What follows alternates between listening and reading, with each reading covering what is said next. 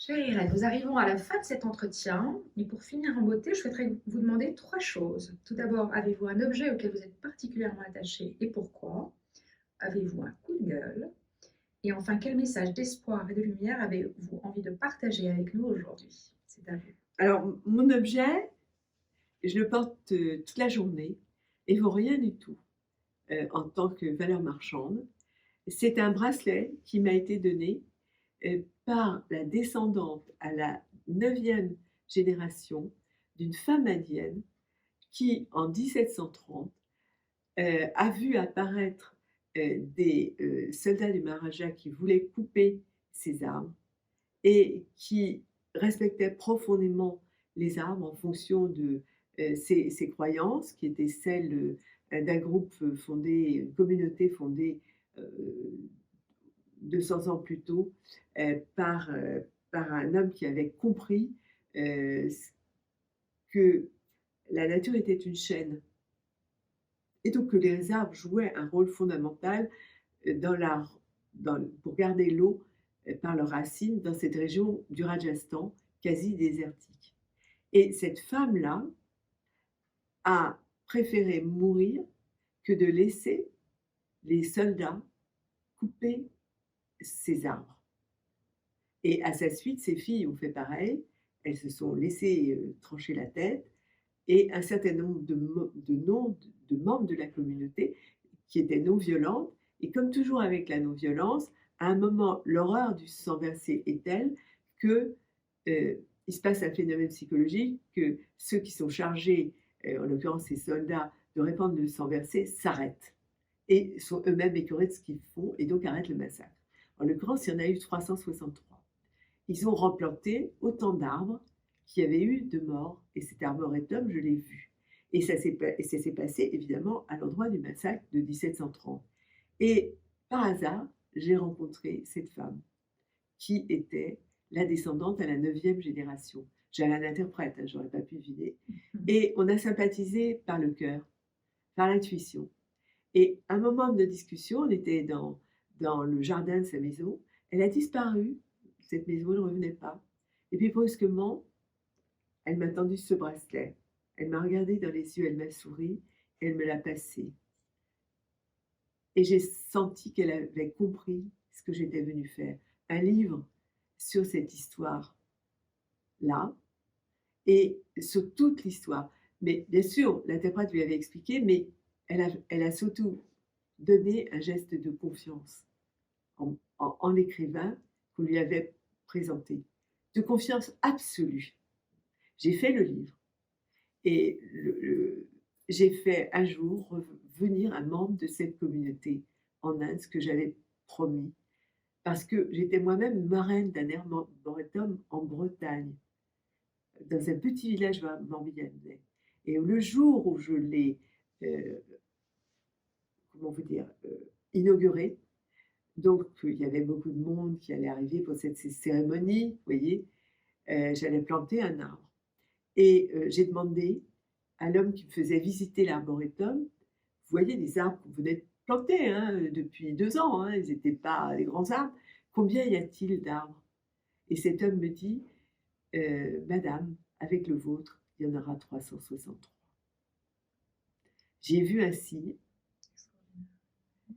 évidemment, mon discours, quand tous les, tout le monde est arrivé, dont les représentants, euh, députés, tout ce que, les huiles, comme on disait autrefois, n'a pas été le même. J'aurais raconté cette histoire que je viens de vous dire de, de, de, de ces 363 qui avaient donné leur vie pour des arbres à l'initiative d'une femme.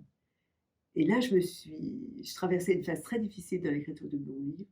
L'après-midi, je suis allée dans les Landes et je me suis dit, comment ça se fait? Est-ce que l'esprit de cette femme est là? Est-ce que l'esprit du fondateur de cette communauté est là?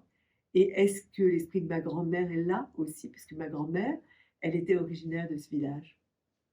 Et j'avais accepté aussi d'être la marraine parce que, euh, parce que je n'étais jamais allée dans ce village de Languidic. Et là, je me suis vraiment posé des questions. Alors, vous savez, moi, au bout d'un moment, de questions. Là, j'ai fait dans la langue comme d'habitude. Je me suis dit, j'ai pas la réponse, j'accepte l'irrationnel, mais en tout cas, j'écris mon livre et je le finirai, il sera bien. Et ça a donné un livre qui s'appelle La forêt des 29. Mais moi, je n'ai jamais oublié cette jeune femme et je garde tous les matins ce bracelet, je le prends, je l'enfile et c'est mon lien avec ce qui est le plus important dans un livre, quel qu'il soit, le sens qu'on veut y mettre. Et ce sens, c'était la nature, le lien avec la nature que nous devons préserver. Je l'ai toujours su grâce à mon père. Et c'est une forme d'alliance avec un être qui porte un beau message à l'autre bout du monde. Alors après cela, un coup de gueule, si c'est possible. Ou si vous en avez un. Écoutez, on peut passer tout de suite au message de lumière, mais... Moi, je préfère passer tout de suite au message de lumière. Eh bien, je pense que ce serait bien. Ce que j'ai découvert avec la littérature, c'est que les mots de la littérature ont le pouvoir quasi magique, et les anciens grecs et latins pensaient que les mots étaient magiques, comme les Indiens des Amériques d'ailleurs, que proférer le mot, il fallait le faire avec circonspection parce que ça faisait exister le mot, la chose derrière le mot, pardon. Et donc, pour le meurtre de Denise, comme je vous l'ai dit, j'ai réussi à sortir de la solitude avec des mots. Les mots sont des sésames. Les mots ne sortent, en proférant du sens, des situations qui me paraissent inextricables ou mortelles. Les poètes le savent mieux que tout autre. Mais les mots aussi nous rapprochent des autres. Les mots viennent du bien commun de la langue, une langue donnée, la nôtre, le français, mais aussi des autres langues que nous pouvons apprendre et que nous pouvons comprendre avec le cœur aussi. Quelquefois, on comprend un étranger parce qu'il y a une intuition de ce qu'il pense. On est en fusion avec lui, ça n'arrive pas toujours. Et l'apprentissage des langues, c'est bien sûr quelque chose de rigoureux, mais c'est quelque chose qui passe. Voyez-vous, la présence de l'autre, les émotions qui sont sur le visage quand on parle, les mains qui parlent, comme les miennes en ce moment, etc.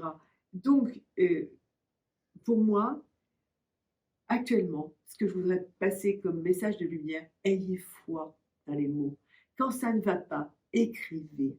Écrivez ce que vous voulez, ce qui vous passe par la tête. C'est le conseil que m'avait donné un ami quand j'étais si désespérée pour Denise. Et finalement, il a eu raison, parce que dans ses carnets, il y avait cette femme désespérée que j'ai redécouvert quand je me suis mise en colère et que je me suis dit, il faut que le dossier de Denise soit absolument ouvert.